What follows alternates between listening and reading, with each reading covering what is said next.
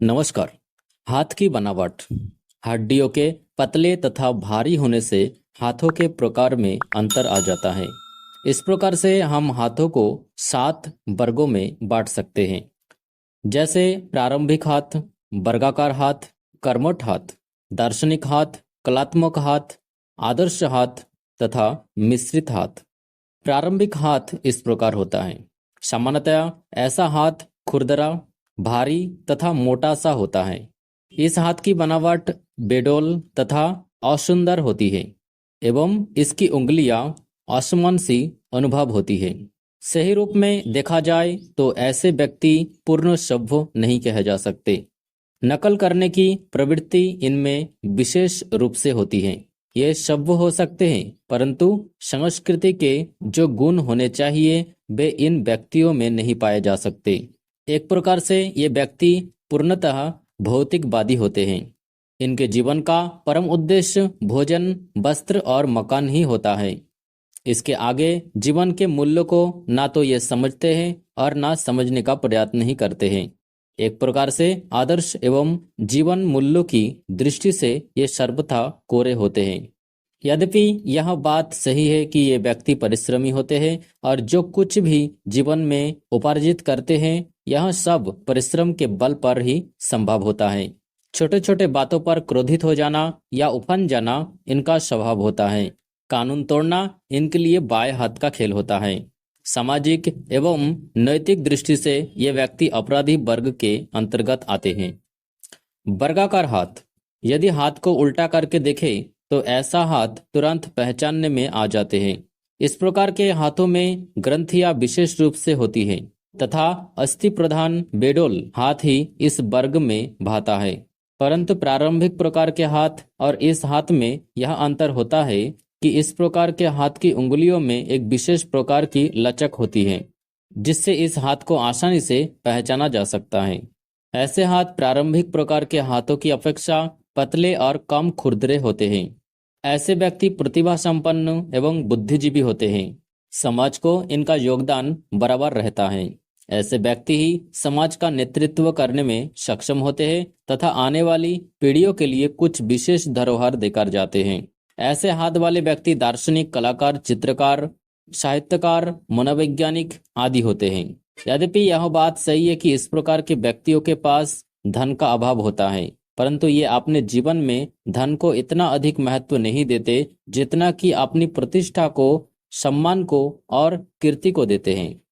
कर्मठ हाथ। यह हाथ चौड़ाई की अपेक्षा लंबाई लिए हुए होता है।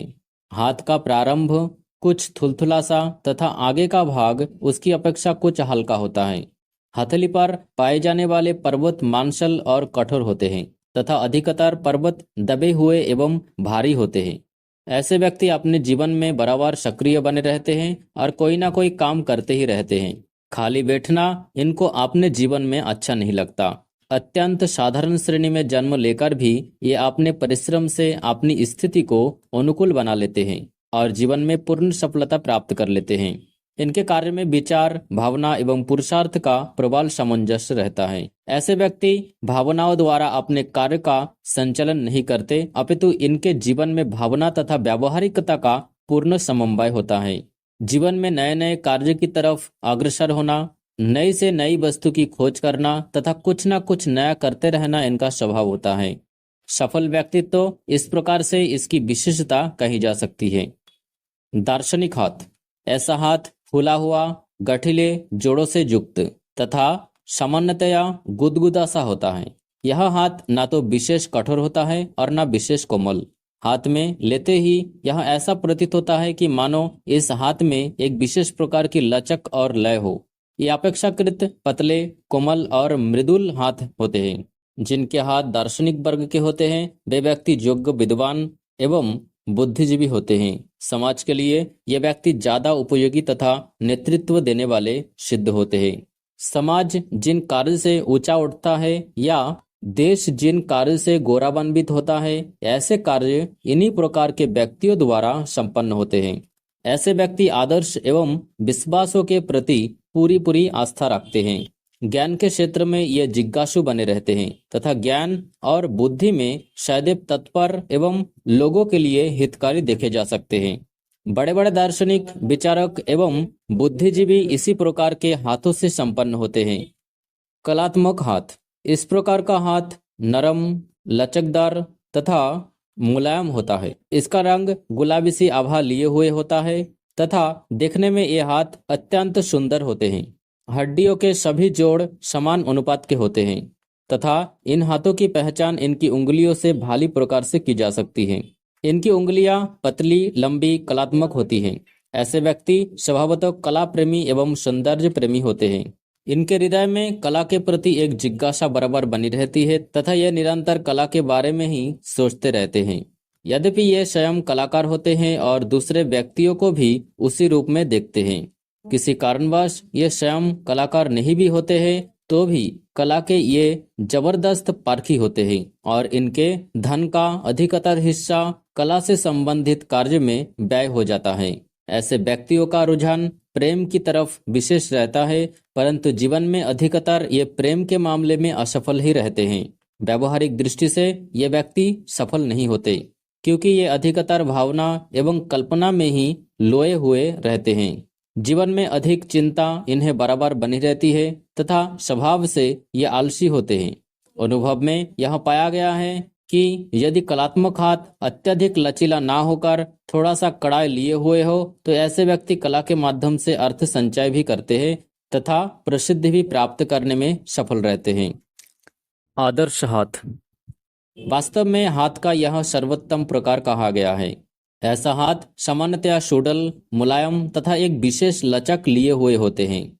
ऐसा हाथ ना तो अधिक लंबा होता है और न अधिक चौड़ा। ऐसे व्यक्ति भावी घटनाओं को बहुत पहले से जान लेते हैं, अर्थात ऐसे व्यक्ति अपने जीवन में सूक्ष्मदर्शी होते हैं और बाल की खाल तक पहुंचने में विश्वास रखते हैं।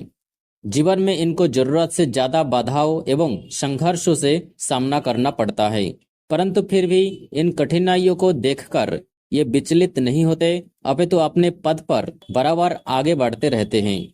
यद्यपि कई बार समाज से इनको तिरस्कार एवं उपेक्षा भी मिलती है, परंतु इन सब बातों से ये जीवन में निराश नहीं होते। सांसारिक दृष्टि से ये व्यक्ति केवल आदर्शों में ही जीवित रहने वाले होते हैं, जिसकी वजह से ऐसे व्यक्तियों का सामाजिक जीवन प्राय असफल सा ही रहता है।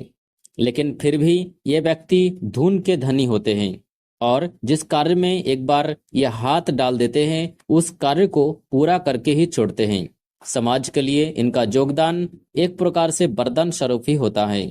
स्वप्न और आदर्श में विचरण करने वाले ये व्यक्ति सांसारिक कार्य में अनफिट होते हैं। पास में द्रव्य ना होने पर भी राजसी ठाटबाट से गुजारा करने में विश्वास रखते हैं तथा धन समाप्त हो जाने पर सड़कों पर गुजारा करने में भी नहीं हिचकिचाते। इनके जीवन का अंतिम भाग अत्यंत दुखद होता है। मिश्रित हाथ। यह हाथ अंतिम वर्ग का होता है। पिछले 6 भागों में जो हाथ नहीं आता उस हाथ की गणना इस वर्ग में की जाती है। इस प्रकार के हाथों में एक से अधिक हाथों के गुण मिलते हैं, इसलिए इसको मिश्रित हाथ कहा जा सकता है। उदाहरण के लिए कर्मठ हाथ और दार्शनिक हाथ का मिलाजुला जो स्वरूप होगा वह इसी वर्ग के अंतर्गत आएगा। हाथ का यह मिश्रण इनके चरित्र एवं व्यवहार में भी देखा जा सकता है। ऐसे व्यक्ति किसी भी कार्य को जितनी उतावली से प्रारंभ करते हैं, धीरे धीरे उस कार्य के प्रति इनकी रुचि समाप्त हो जाती है और उस कार्य को बीच में ही छोड़कर ये नए कार्य को प्रारंभ कर देते हैं। इनके दिमाग में निरंतर संदेह, आशंका और भ्रम का वातावरण बना रहता है। ऐसे व्यक्तियों का चित्त अस्थिर होता है तथा किसी भी कार्य में पूरी तरह से सफलता न मिलने के कारण ही ये शीघ्र ही निराश हो जाते हैं और इसी वजह से धीरे धीरे आत्म केंद्रित बन जाते हैं। ऐसे व्यक्तियों को जीवन में सफलता बहुत अधिक प्रयत्न के बाद ही मिलती है। मैंने हाथ के 7 प्रकार का विवरण स्पष्ट किया है। हाथ का अध्ययन करने से पूर्व हस्तरेखा विशेषज्ञ के लिए यह बहुत अधिक आवश्यकता होती है कि यह सबसे पहले इस बात का अध्ययन कर ले कि सामने वाला व्यक्ति का हाथ किस वर्ग का है और उस वर्ग का हाथ होने से उसमें क्या क्या विशेषताएं या कमियां हैं। उसको ध्यान में रखकर यदि हम उसके हाथ में पाई जाने वाली अन्य रेखाओं का अध्ययन करेंगे तो निश्चय ही हम सफलता के अत्यधिक निकट होंगे और हमारा भविष्य कथन एक प्रकार से विज्ञान सम्मत पद्धति पर आधारित होगा। धन्यवाद।